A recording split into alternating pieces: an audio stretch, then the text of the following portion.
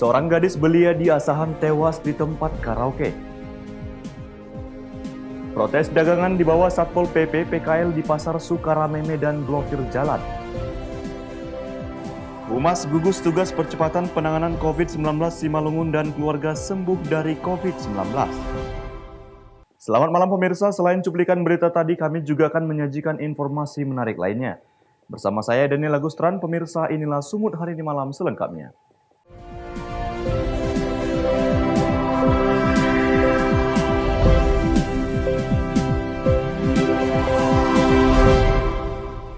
Kita ke informasi pertama, pemirsa. Seorang gadis belia tewas di lokasi kafe karaoke di Desa Gunung Sari, Aik, Songsongan, Kabupaten Asahan, Sumatera Utara. Petugas masih mendalami kasus kematian korban dan mengamankan 5 orang rekannya sebagai saksi. Suasana duka menyelimuti kedatangan jenazah gadis belia IA di Kabupaten Asahan, Sumatera Utara usai menjalani proses otopsi di Rumah Sakit Jasamen Saragi Kota Pematang Siantar. Isak tangis ibu korban dan keluarga pecah saat melihat putri kesayangannya sudah terbujur kaku dan meninggal secara tidak wajar. Kejadian yang menimpa korban berawal saat korban bersama beberapa rekannya berada di lokasi sebuah kafe karaoke di Desa Gunung Sari, Aik, Songsongan, Kabupaten Asahan. Korban yang pingsan di lokasi kafe langsung dilarikan ke puskesmas terdekat, namun nyawa korban tak terselamatkan. Polisi yang datang langsung melakukan olah TKP dan mengamankan 5 rekan korban untuk dimintai keterangan. Terima kasih. Memang benar kami dari Polsek Bandar Puro sedang menangani adanya ditemukannya satu orang perempuan atas nama Ismi Aulia. Diantar temannya ke puskesmas Songsongan telah meninggal dunia. Jadi dari peristiwa tersebut sekarang ini kita mengamankan 5 orang. Sekarang sudah diserahkan ke Narkoba Polres Asahan. Sedangkan si korban sudah kita otopsi untuk mengetahui penyebab kematiannya. Namun demikian untuk peristiwa ini tetap kami lakukan penyelidikan, tetap kami dalami untuk mengetahui apakah kematian ini ataupun ada orang-orang yang terlibat dalam kematian si korban ini. Pihak keluarga berharap petugas dapat mengungkap kematian korban yang diduga tewas secara tidak wajar. Kini kasus kematian korban masih dalam penanganan Polres Asahan. Taufik melaporkan untuk Evarina TV. Sementara itu pemirsa, tim Opsnal Unit 6 PPA Satuan Reserse Kriminal Polresta Deli Serdang berhasil meringkus FA 41 tahun dari kediamannya di Kecamatan Batangkuis, Kabupaten Deli Serdang, Sumatera Utara. Penangkapan terhadap FA atas pengaduan UA 29 tahun yang merupakan istrinya. Dalam laporannya, FA telah melakukan penganiayaan terhadap UA dengan pukulan dan menggunakan sapu. FA mengaku dirinya melakukan penganiayaan karena kecurigaan istrinya yang menemukan foto seorang perempuan berada di dalam mobil mereka. Korban menuding FA kalau perempuan yang ada di foto tersebut merupakan selingkuhannya. Tidak terima dengan tuduhan istrinya, pelaku kemudian terpancing emosi dan melakukan penganiayaan terhadap korban. Aksi pelaku terekam CCTV. Pelaku KDRT ditangkap berdasarkan informasi dari masyarakat bahwasanya pelaku ada di rumahnya. Langsung petugas polisi langsung mengamankan pelaku pada pukul 19.00 tadi malam. Ada nggak perlawanan saat ditangkap, Bang?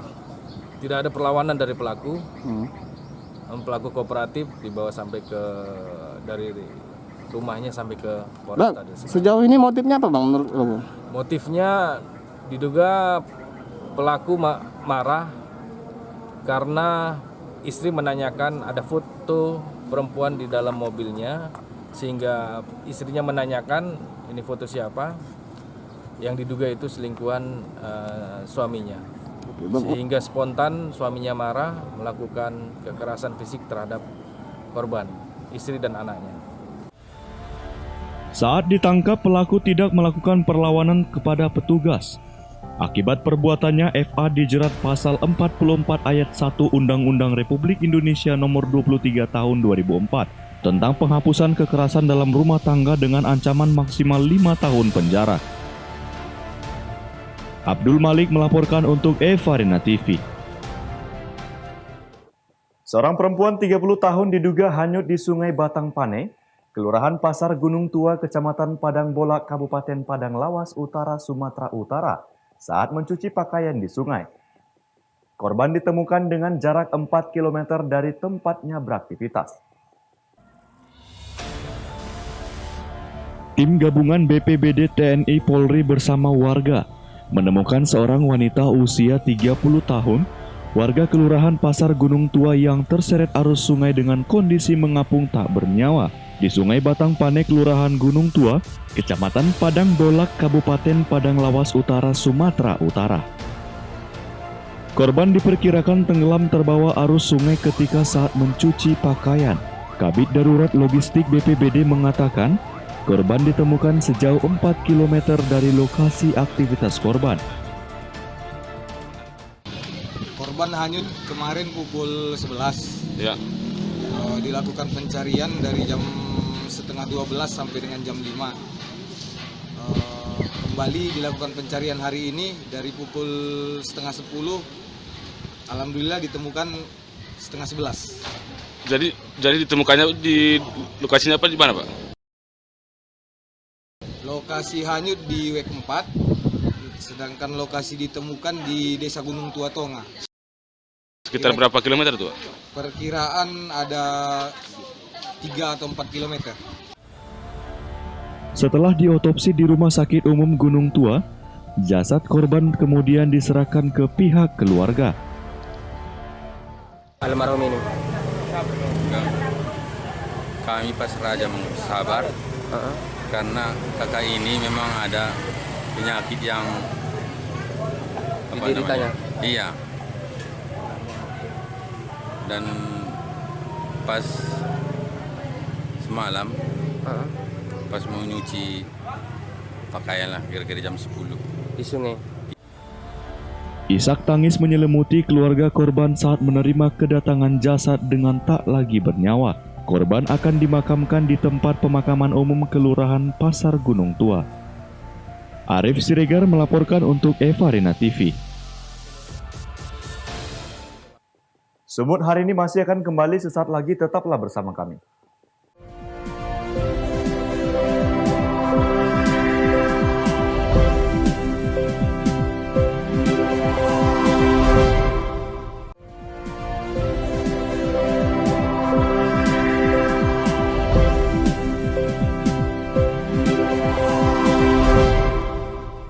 Terima kasih masih bersama kami. Pemirsa, ribuan umat muslim melaksanakan sholat Idul Adha di Masjid Raya Medan. Sholat Id di tengah pandemi COVID-19 ini menerapkan protokol kesehatan. Para jemaah berdatangan ke masjid untuk melaksanakan sholat Idul Adha. Mereka hadir dengan membawa sajadah dan tampak mengenakan masker.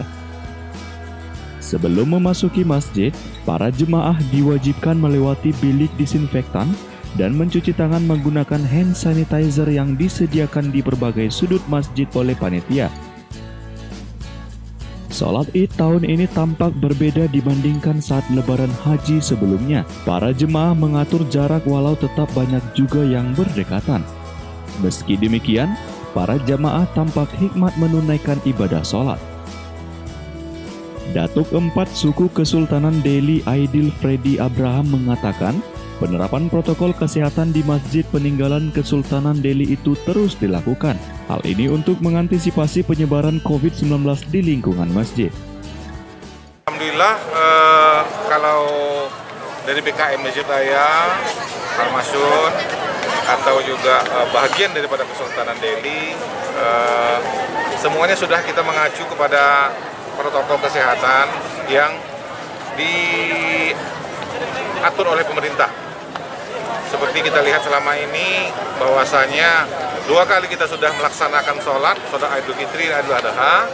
Nah, kedua-duanya itu kita selalu menyarankan kepada jemaah untuk memakai masker, membawa masker, terus membawa sejadah sendiri, dan mengikuti protokol kesehatan daripada masuk ke ruangan untuk disinfektan, kan gitu ya. Terus menjaga jarak. Nah, itu semua sudah dilakukan. Gitu. Salat Idul Adha di masjid tersebut berjalan dengan aman. Polisi dibantu Satpol PP juga tampak berjaga di sekitaran masjid. Daniel Pekuali melaporkan untuk Eva Arena TV. Kita ke informasi lainnya, pemirsa. Satuan Polisi Pamung Praja Kota Medan menertibkan pedagang kaki lima di Pasar Sukaramai. Penertiban ini diwarnai kericuhan dan nyaris baku pukul antara Satpol PP dengan pedagang yang menolak ditertibkan. Para pedagang yang berusaha mempertahankan barang dagangannya terlibat aksi tarik-menarik dengan petugas Satpol PP Kota Medan. Sejumlah pedagang wanita hanya bisa menangis dan terus berteriak minta tolong agar barang dagangannya tidak disita petugas. Tapi ada juga pedagang wanita yang berkeras mempertahankan barang dagangan miliknya dengan adu kekuatan dengan petugas, meski akhirnya pedagang harus pasrah barang dagangannya diangkut ke truk. Kecewa dengan sikap petugas, pedagang yang berjualan di bahu jalan ini akhirnya melempari petugas dengan barang dagangan mereka. Bentuk kekecewaan juga dilontarkan pedagang dengan memblokir ruas jalan AR Hakim Medan, persisnya di depan Pasar Sukaramai Medan. Kericuhan kembali terjadi dan nyaris menimbulkan adu fisik saat pedagang pria mengejar truk Satpol PP untuk mengambil barang dagangan yang disita. Salah seorang pedagang mengatakan, para petugas Satpol PP datang dan langsung membawa sejumlah barang dagangan miliknya. Tiba-tiba datang Satpol PP, pagi-pagi kami digusur. Seperti pencuri, Pagi-pagi digusur, kami mundur. Kami tanya sama Satpol PP-nya, jam berapa bang kira-kira bisa? Jam 12, kami tunggu pulang. Pulang orang itu kami maju. Tiba-tiba tengah 3, datang ke pencuri. Yang semua barang kami, barang gajah, kacang tanah aja 20 kilo ada, lengkongku 100 biji ada, lengkong setengah ember ada. Kalau diuangkan itu 1,5 juta ada. Bagaimana Satpol PP membayar mengganti itu? Sementara orang itu baru mencuri. Dari mana uangnya mau mengganti itu? Satpol PP miskin tak ada uang, makanya mencuri. Saat ini barang dagangan yang disita telah dibawa ke Mako Satpol PP Kota Medan untuk kemudian diproses lebih lanjut bagi para pedagang yang melanggar aturan. Wahyu Pratama melaporkan untuk Eva Arena TV.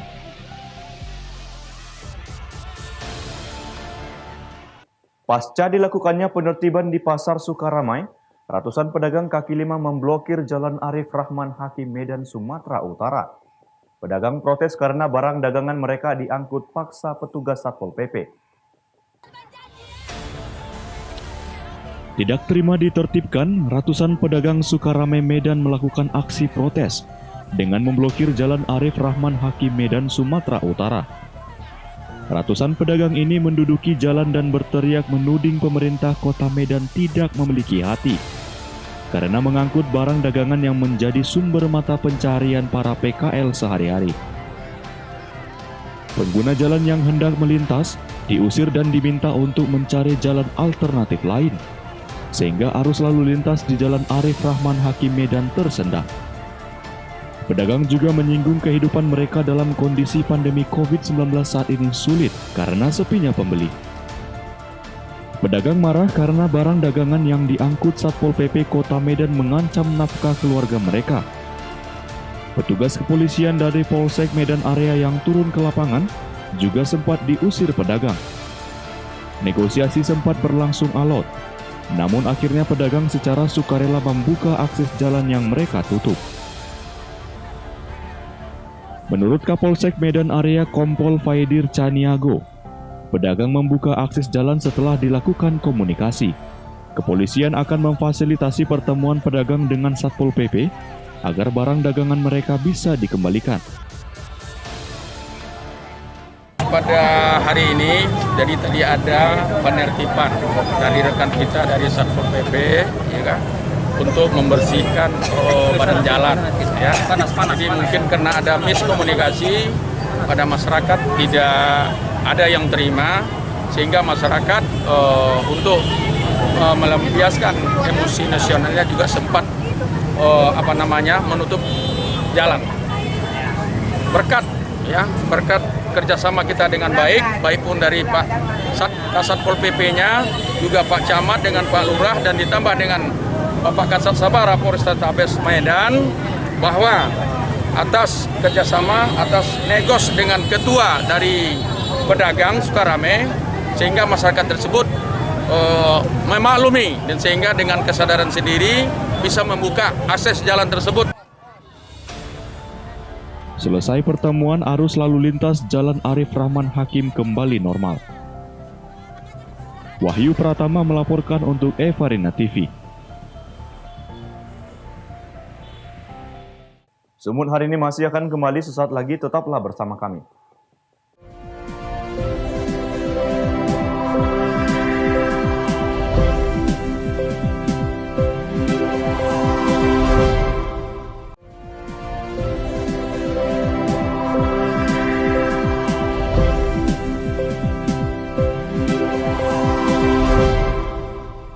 Terima kasih masih bersama kami. Pemirsa, Humas Gugus Tugas Percepatan Penanganan COVID-19 Kabupaten Simalungun yang sebelumnya dinyatakan terpapar positif COVID-19 hasil swab beserta 4 orang keluarganya, dinyatakan sembuh pemeriksaan 2 kali swab dengan hasil negatif. Mereka sembuh setelah menjalani perawatan selama 22 hari di Rumah Sakit Darurat Fasilitas Khusus COVID-19 di Batu 20 Simalungun. Humas Gugus Tugas Percepatan Penanganan COVID-19 Kabupaten Simalungun yang sebelumnya dinyatakan positif terpapar COVID-19 hasil swab beserta 4 orang keluarganya telah dinyatakan sembuh. Mereka sembuh setelah menjalani pemeriksaan tes swab 2 kali dengan hasil negatif dengan masa perawatan kurang lebih selama 20 hari di Rumah Sakit Darurat Fasilitas Khusus COVID-19 di Batu 20. Proses pemulangan pasien diberangkatkan oleh pelaksana tugas Direktur Rumah Sakit Batu 20 Jan Maurisdo Purba dan Wakil Direktur Rumah Sakit Alpian Denri Saragi bersama petugas medis lainnya, serta ditandai pemberian surat sembuh, bingkisan dan penyematan hiau sebagai tradisi bentuk syukur dan semangat atas kesembuhan pasien. Baik, Rumah Sakit Darurat COVID-19 Batu 20 dalam 2 hari ini sudah memulangkan pasien sebanyak 18 orang, yaitu pasien yang terkonfirmasi yaitu positif swab. Di antaranya kemarin ada 8 orang, hari ini juga ada 8 orang. 10 orang, 18 ya. Ya 5 tambah 5 tadi pagi ya. 6. Jadi 18 orang. Di hari yang sama dan sebelumnya, Rumah Sakit Darurat Fasilitas Khusus COVID-19 Kabupaten Simalungun juga memulangkan 13 pasien sembuh positif COVID-19 berdasarkan pemeriksaan 2 kali swab dengan hasil negatif. Keseluruhan pasien merupakan warga Kabupaten Simalungun. Dengan adanya penambahan 8 pasien sembuh, maka total pasien sembuh COVID-19 di Rumah Sakit Darurat Fasilitas Khusus COVID-19 sebanyak 57 orang, sedangkan yang masih menjalani perawatan sebanyak 18 orang. Dosi Simarmata melaporkan untuk Evarina TV.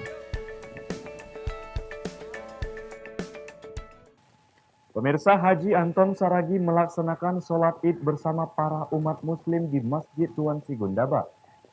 Setelah melakukan sholat Id, Haji Anton Saragi memberikan kurban kepada panitia dan akan dibagikan kepada 99 kepala keluarga umat muslim Masjid Tuan Sigundaba. Berbeda dari tahun sebelumnya, pelaksanaan sholat Id Hari Raya Idul Adha 1441 Hijriah dengan menerapkan new normal atau kebiasaan baru. Umat muslim yang datang sholat Id ke masjid ini menggunakan masker dan mengikuti protokol kesehatan.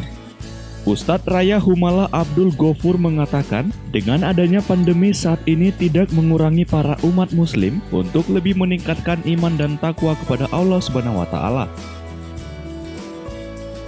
Setelah mengikuti sholat Id yang dimulai sejak pagi hari, keluarga besar Haji Anton dan Ibunda JR Saragi Haja Neti Sembiring menyumbangkan hewan kurban. Hewan kurban lembu diberikan kepada panitia kurban Masjid Tuan Sigundaba, Kecamatan Raya, Kabupaten Simalungun, Sumatera Utara. Nantinya hewan kurban akan disalurkan kepada para umat muslim Masjid Tuan Sigundaba. Haji Anton Saragi mengatakan, pemberian hewan kurban amal baik dari keluarga sebagai bentuk kepedulian antar sesama dengan harapan ketakwaan kepada Allah Subhanahu wa taala lebih ditingkatkan lagi. Keluarga besar Haji Anton Saragi dalam hal ini mengucapkan selamat Hari Raya Idul Adha 1441 Hijriah kepada semua masyarakat di Simalungun. Kurban dari keluarga, untuk saya Haji Sembiring dan juga kepada dari anak-anaknya. Ini kurban untuk diberikan kepada Masjid Sigundaba. Insya Allah kurban ini mendapatkan suatu barakah lah kita semuanya, juga masyarakat di sini pada hari yang bahagia. Sedikit harapannya Pak? Harapan saya tentunya gimana kita supaya bermasyarakat di sini, ya tentunya kan kurban ini diberikan kepada masyarakat di sini.